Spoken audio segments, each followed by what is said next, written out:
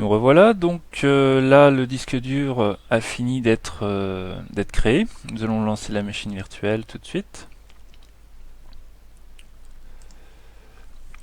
Alors, nous allons installer le système d'exploitation.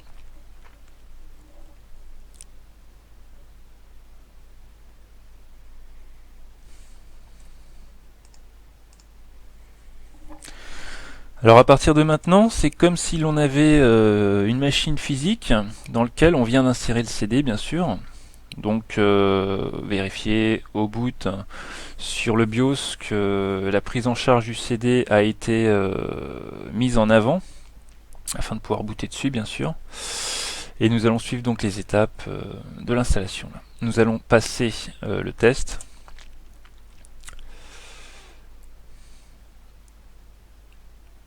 Et là, nous allons passer en mode graphique. Vous voyez, c'est un peu enjolivé. Je vérifie si on a le contenu de la page. Voilà, c'est parfait. Donc, Next. Nous allons choisir en français. Nous sommes français. Périphérique de stockage basique, c'est bon. Oui, abandonner toute donnée. Là, vous pouvez donc nommer votre machine. Je vais l'appeler CentOS.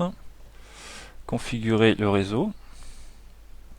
Donc, Ethernet, modifier. IPv4, manuel, ajouter. Donc, on vérifie bien qu'on est en Vernum. Je vais le mettre en 50.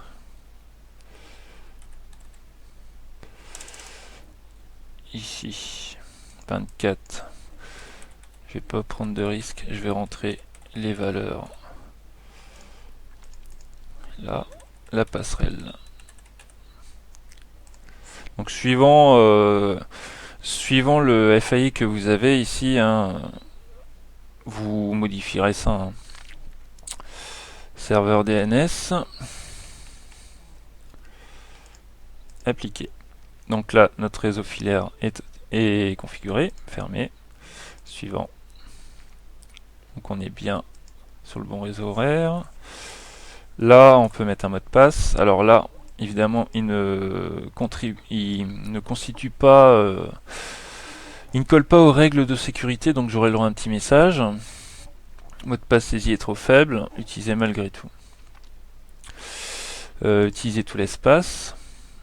Revoir ou modifier le schéma de partitionnement. Donc là, c'est pour le route. Ça, c'est pour la mémoire. Ça, c'est votre disque dur. Voilà. Donc ici, si vous voulez modifier certaines choses quant à la partition ou partitionnement, vous pouvez, bon, je vous le montre vite fait, hein, modifier ici la taille. On peut mettre par exemple ici 2 Go. Et je vais rajouter un point de montage, par exemple Home, du reste. Voilà. Donc c'est vraiment juste pour vous montrer. Hein. C'est assez simple à configurer ici. Suivant. Formater. Écrire sur le disque. Et là, nous sommes partis pour l'installation. Donc, suivant. Oui, d'abord, il faut qu'il écrive ce qu'il faut pour pouvoir booter justement dessus. Voilà. Donc, on va se rejoindre après que les paquets soient installés.